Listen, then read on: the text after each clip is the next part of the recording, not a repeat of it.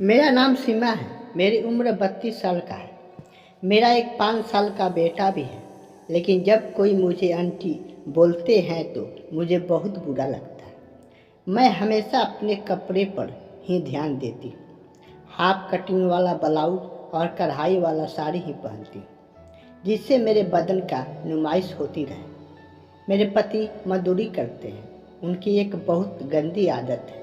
वह शाम को आते ही एक बोतल लगा लेते हैं और सो जाते हैं। मैं भी गुस्से में उनको नहीं जगाती और जानती हूँ कि वह थका हारा हो गए। नशे में क्या कर पाएंगे। मेरी आदत बन चुकी थी। मैं भी उनके भरोसे कम रहती थी। मेरे घर के सामने वाला घर में एक किराएदार रहता था। उसका नाम पंकज है। एक दिन उसने मुझे आंटी बोला कहकर मेरा चार्जर मांगने आया। मैं गुस्सा होकर बोली, तुम्हें आंटी कहाँ से नजर आती? तो वह मुस्कुराया और बोला, ठीक है, अब नहीं बोलूँगा। मैंने उसे चार्जर दे दिया। वह चला गया। मैं उसको देखती रही। उसकी कद काठी एकदम हीरो की तरह थी। मैं मन ही मन सोचती रही कि एक दिन इसको आजमाती हूँ कि इसमें कितना दम है। अगले दिन जब वह चार्जर मांगने आया तो मैंने जानबूझकर अपनी साड़ी का पल्लू नीचे सरका दिया ताकि मेरे दोनों आम बाहर दिखने लगे। अब उसका ध्यान चार्जर पर कम लेकिन मेरे आम पर ज़्यादा था।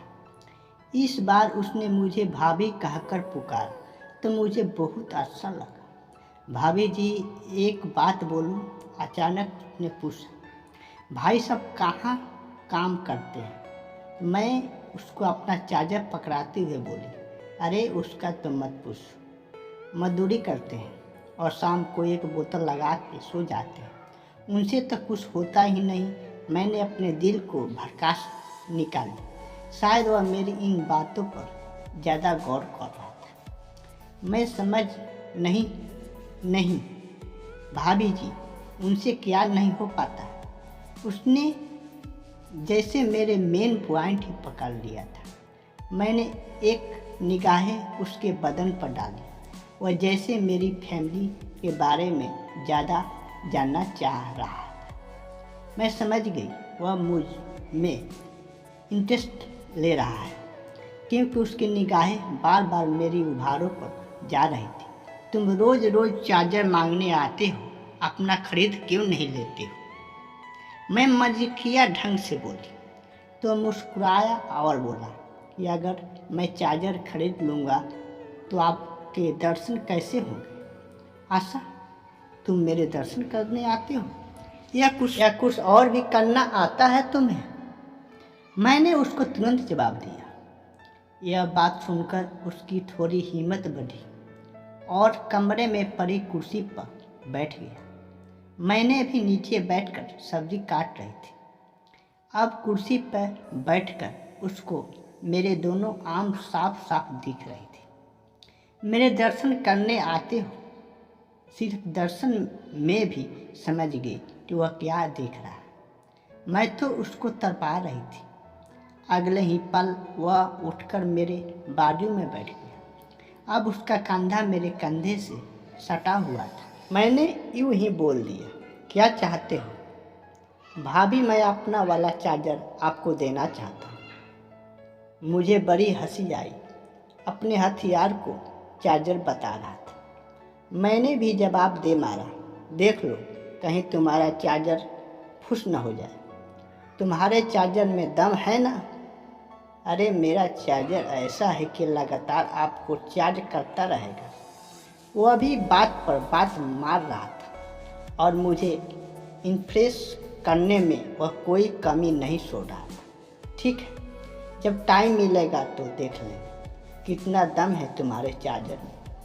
अच्छा भाभी जी बोलकर वह मुस्कुराया, क्योंकि अभी दिन का समय था, इसलिए हरकत नहीं कर पा रहा था। बात मुझे पता था कि मेरे पति आने वाले हैं, इसलिए मैं उसको ज़्यादा सेड़ा नहीं रह पाया।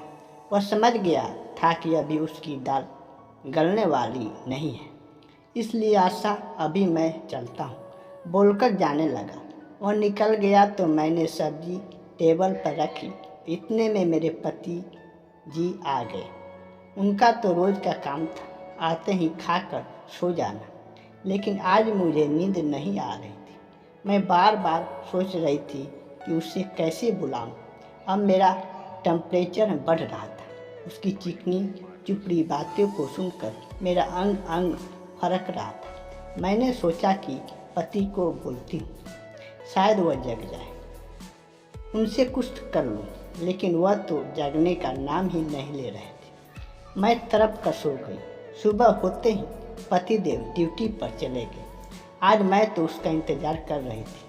मैंने अपना फ़ोन रात में ही चार्ज कर लिया था ताकि चार्जर उसको दे सके। करीब 1 बजे दिन के आसपास वह आ धमका।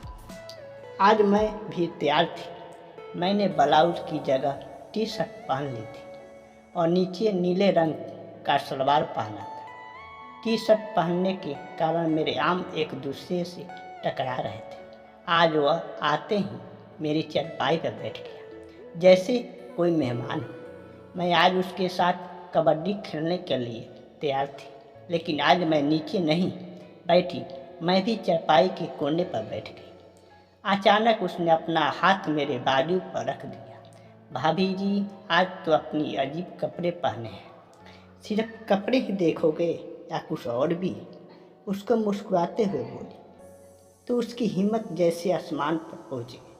अब तो उसका बायां हाथ मेरे कमर पर था और उसका दूसरा हाथ जैसे ही बढ़ाए मैं झट से गेट की कुंडी लगा दी और उससे लिपट गई। वह भी अजीब खिलाड़ी था। उसने अपना रिमोट मेरे हाथ में पकड़ा दिया। उसका रिमोट तो बहुत बड़ा था। मैं झट से उसको नीचे लगाकर उस वार देने लगी। कुछ ही पलों में वो अंदर समा गया। करीब 15 मिनट हम दोनों डुबकी लगाते रहे। आज कई दिनों बाद ऐसा प्यार मिला था। मुझे खुशी हो रही थी।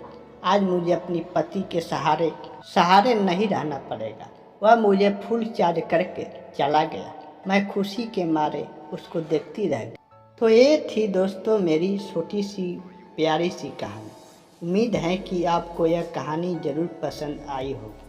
तो वीडियो को लाइक और चैनल को सब्सक्राइब करना ना भूलें।